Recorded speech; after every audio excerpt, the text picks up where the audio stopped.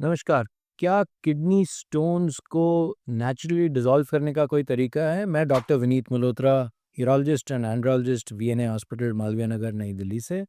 और हाँ, kidney stones को डिसॉल्व कर सकते हैं हम नेचुरल ट्रीटमेंट से या नेचुरल मीन्स से, नेचुरल तरीकों से उनको डिसॉल्व कर सकते हैं, अगर हम कुछ चीज़ों का ध्यान रखें। अगर आप एक सिंपल एग्ज़ाम्पल ले लें, तो यदि आप एक ग्लास में नमक डालें और फिर उसमें पानी की मात्रा बढ़ाते जाएँ, तो आप नोटिस करेंगे कि एक समय आएगा जब नमक घुल जाएगा। स्टोन्स भी इसी तरह के होते हैं, वो सॉल्ट्स होती हैं, और जब वो शरीर में बनती हैं, कब बनती हैं? जब पानी की मात्रा कम हो जाती है। यानी कि यही नमक वाला पानी में अगर आप पानी को उ उसमें से ड्रेन कर लेंगे, अलग कर देंगे, तो वो हार्ड बनकर वो नमक पत्थर बन जाएगा। इसी तरह शरीर के अंदर भी यही होता है, पानी की मात्रा कम होती है या नमक की मात्रा बढ़ती है तो स्टोन बनते हैं। सो बहुत सिंपली पुट, अगर हम हाइड्रेशन बढ़ाएँ, यानी कि पानी की मात्रा बढ़ा दें शरीर के अंदर, या नमक की मात्रा कम कर लें, तो स्टोन्स का बनना कम हो जाएगा। ये तो एक साधारण सिंपल तरीका हो गया। It works for 75% of stone. 75% stones के लिए ये काम करता है। इसके अलावा भी तरीके हैं जिनसे हम हेल्प कर सकते हैं। एक एक्टिविटी, फिजिकल एक्टिविटी, यदि हम एक्टिव रहते हैं तो स्टोन प्रोडक्शन लेस होता है।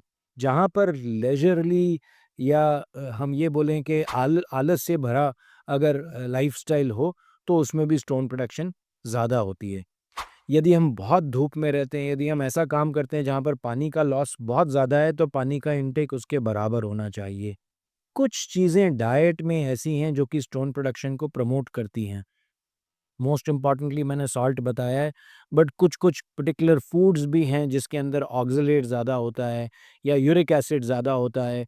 पालक हो गया, कुछ बीज वाली चीज़ें होंगी, नट्स हो गए, स्पेसिफिकली कुछ किस्म के नट्स हो गए। ये सब ज़्यादा स्टोन प्रोडक्शन करते हैं। कोल्ड ड्रिंक्स हो गईं, इनके अंदर भी ऑक्ज़लेट कंटेंट होता है।